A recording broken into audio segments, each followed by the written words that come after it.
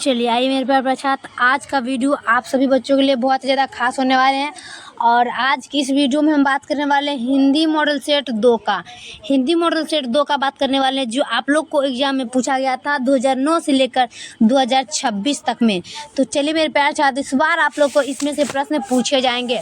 तो सभी छात्र आइए इस वीडियो को एंड तक जरूर देखिएगा और इस वीडियो को जितना हो सके उतना शेयर जरूर करिएगा मेरे प्यारे छात्र, क्योंकि आज हम आप लोग को बताने वाले हैं बहुत ही ज़्यादा खास प्रश्न, जो कि मॉडल सेट का 2 प्रश्न होता है। तो चलिए मेरे प्यार से इस वीडियो को हम स्टार्ट करते हैं। और इस वीडियो का स्टार्ट करने से पहले एक बात बताना चाहती हूँ कि जो भी छात्र मेरे चैनल पर पहली बार आए तो चैनल को लाइक एंड सब्सक्राइब जरूर कर लीजिएगा। तो चलिए मेरे प्यार से इस वीडियो को हम स्टार्ट करते हैं कि बालकृष्ण भट्ट की रचना बातचीत क्या है। बालकृष्ण भट्ट की रचना बातचीत क्या है? ललित निबंध है। क्या होगा कि बालकृष्ण भट्ट की जो रचना है वो कौन सा चीज़ है? वो आपका हो जाएगा ललित निबंध, ऑप्शन नंबर डी। चलिए अगला देखते हैं हम दूसरा में, प्राकृतिक वर्णन से संबंधित कविता क्या है? क्या कह रहा है कि प्राकृतिक वर्णन से संबंधित कविता क्या है? 2 का होगा उषा। उषा जो है प्राकृतिक वर्णन से संबंधित कविता है, ऑप्शन नंबर बी। चलिए अगला देख लेंगे हम 3 का, ऊर्ध्व अर्धनारीश्वर। अर्धनारीश्वर क्या कह रहा है कि अर्धनारीश्वर का किस विद्या से संबंध है? याद रखेंगे कि अर्धनारीश्वर किस विद्या से संबंध है? निबंध से। याद रखें अर्धनारीश्वर किस विद्या से संबंध है? तो निबंध से, ऑप्शन नंबर ए।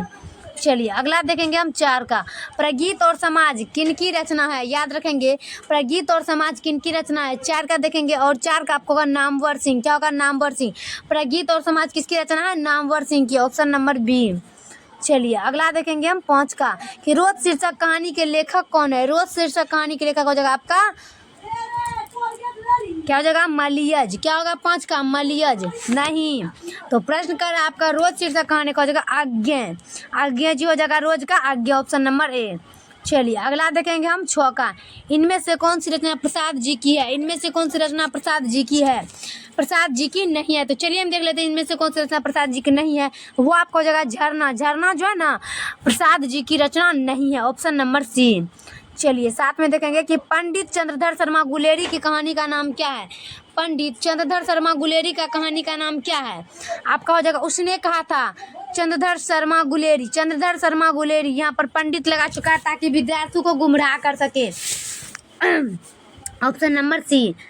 चलिए अगला देख लेते हैं हम 8 का, कि श्री कृष्ण ने किस पर आक्रमण किया था? याद रखेंगे कि श्री कृष्ण ने किस पर आक्रमण किया था? 8 का देखेंगे और 8 का आपका आंसर हो जाएगा 8 का ऑप्शन नंबर बी में, कंस पर। क्या होगा? कंस पर। प्रश्न कर रहा है कि श्री कृष्ण ने किस पर आक्रमण किया था? कंस पर, ऑप्शन नंबर बी। चलिए अगला का बात कर लेते हैं हम 9 का, नामांकित में से कौन सी रचनाकार बिहार के हैं? याद रखेंगे कि नामांकित में से कौन सी रचना बिहार के हैं। 9 का देखेंगे और 9 का आपको रामधारी सिंह दिनकर। कह रहा है कि नामांकित में से कौन सा रचना बिहार में से है? तो वो जगह रामधारी सिंह दिनकर जो है ना बिहार के रचनाकार थे, ऑप्शन नंबर बी।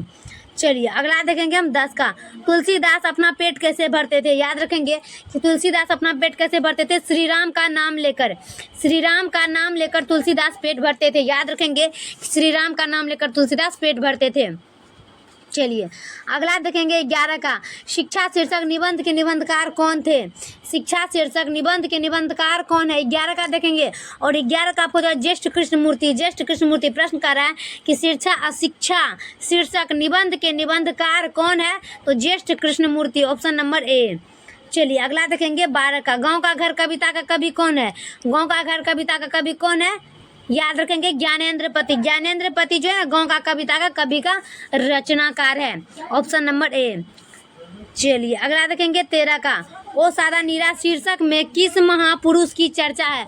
ओ सादा नीरा शीर्षक में किस महापुरुष की चर्चा है? हो जाएगा महात्मा गांधी। महात्मा गांधी की चर्चा हो रही है ओ सादा नीरा शीर्षक में, ऑप्शन नंबर बी। चलिए अगला का बात कर लेते हैं हम 14 का, कि भगवान श्री कृष्ण किस कवि के पूज्य थे? भगवान श्री कृष्ण किस कवि के पूज्य थे? 14 का आपका हो जाएगा सूरदास। क्या होगा? सूरदास। प्रश्न कहता है कि भगवान श्री कृष्ण किस कवि के पूज्य थे? तो सूरदास की, ऑप्शन नंबर ए। चलिए अगला देखेंगे हम 15 का, जूठन शीर्षक की विद्या क्या है? जूठन शीर्षक की विद्या क्या है? 15 का देखेंगे और 15 का आपका आंसर आ जाएगा कहानी। क्या होगा? कहानी, ऑप्शन नंबर ए लगाएंगे। प्रश्न कहता है कि जूठन शीर्षक की विद्या क्या है? कहानी, ऑप्शन नंबर ए। चलिए 16 में जयशंकर प्रसाद जी की श्रेष्ठ कृति क्या है? क्या होगा? जयशंकर प्रसाद की श्रेष्ठ कृति क्या हो जाएगा आपका? कामायनी। क्या होगा? कामायनी जो है ना जयशंकर प्रसाद की श्रेष्ठ कृति है, ऑप्शन नंबर ए। चलिए अगला देखेंगे हम 17 का। नामांकित में कौन अज्ञे का उपन्यास नहीं है? नामांकित में कौन अज्ञे का उपन्यास नहीं है? 17 का हो जाएगा आपका त्रिवेणी। क्या होगा? त्रिवेणी। प्रश्न कह रहा है कि नामांकित में कौन अज्ञे का उपन्यास नहीं है? त्रिवेणी, ऑप्शन नंबर डी। चलिए 18 का। मुक्तिबोध का जन्म कब हुआ था? याद रखेंगे मुक्तिबोध का जन्म कब हुआ था? 18 का हो जाएगा श्योपुर में। श्योपुर में जो है ना मुक्तिबोध का जन्म हुआ था, ऑप्शन नंबर सी। चलिए अगला देखेंगे हम 19 का। मालती किस शीर्षक की पात्रा है? याद रखेंगे मालती किस शीर्षक की पात्रा है? रोज की। क्या होगा? रोज। प्रश्न कहता है कि मालती किस शीर्षक की पात्रा है? रोज की, ऑप्शन नंबर ए। चलिए अगला देख लेते हैं हम 20 का। सुभद्रा कुमारी चौहान क्या कर रहा है? सुभद्रा कुमारी चौहान की मृत्यु का कारण क्या था? सुभद्रा कुमारी चौहान का मृत्यु का कारण था कार दुर्घटना। क्या होगा? कार दुर्घटना। कह रहा है सुभद्रा कुमारी चौहान का मृत्यु का कारण क्या था? कार दुर्घटना, ऑप्शन नंबर बी। चलिए अगला देख लेंगे 21 का। रजनीश का संधि विच्छेद क्या है? क्या कह रहा है कि रजनीश का संधि विच्छेद क्या है? रजनीश का संधि विच्छेद हो जाएगा रजनी प्लस इस। क्या होगा? रजनी प्लस इस, ऑप्शन नंबर बी। रजनीश का संधि विच्छेद रजनी प्लस इस, रजनीश। चलिए अगला देखते हैं हम 22 का। पावन का संधि विच्छेद क्या है? क्या कह रहा है? पावन। पावन का संधि विच्छेद क्या हो जाएगा? पो प्लस अन। क्या होगा? पो प्लस अन, ऑप्शन नंबर सी। क्या कह रहा है कि पावन का संधि विच्छेद क्या होगा? पो प्लस अन, ऑप्शन नंबर सी।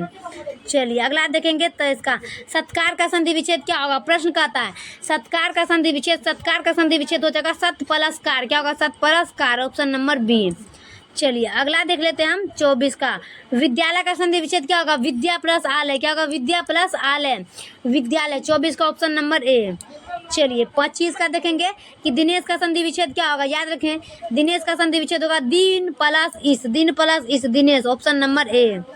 चलिए अगला देखेंगे 26 का। आगमन में कौन सा उपसर्ग है? याद रखें आगमन में कौन सा उपसर्ग है? आ। याद रखें ये प्रश्न पूछेगा कि आगमन में कौन सा उपसर्ग है? आ, ऑप्शन नंबर बी। चलिए अगला देख लेंगे हम 27 में। पूर्णिमा में कौन सा प्रत्यय है? पूर्णिमा में कौन सा प्रत्यय है? 27 का हो जाएगा ईमा। क्या होगा? ईमा, ऑप्शन नंबर ए लगाएंगे, ईमा। चलिए 28 का। जलज कौन सा समास है? याद रखेंगे जलज कौन सा समास है? 28 का हो जाएगा तत्पुरुष। क्या होगा? तत्पुरुष। प्रश्न कहता है जलज कौन सा समास है? तत्पुरुष, ऑप्शन नंबर ए। चलिए 29 का। देवालय कौन सा समास है? याद रखेंगे कि देवालय, सभी छात्र लगाएंगे कमेंट बॉक्स में, देवालय हो जाएगा आपका तत्पुरुष समास। क्या होगा? तत्पुरुष, ऑप्शन नंबर सी। चलिए लास्ट और आखिरी देखते हैं कि लंबोदर में कौन सा समास है? लंबोदर में आपको होगा बहुव्रीहि समास। क्या होगा? बहुव्रीहि समास। याद रखें कि लंबोदर में कौन सा समास हो जाएगा आपका? बहुव्रीहि समास। तो चलिए मेरे प्यार साथ वीडियो कैसा लगता है कमेंट में जरूर बताइएगा, और तब तक के लिए नेक्स्ट वीडियो में मिलते हैं। ऐसे वीडियो पाने के लिए चैनल को सब्सक्राइब जरूर करिएगा। जय हिंद, जय भारत।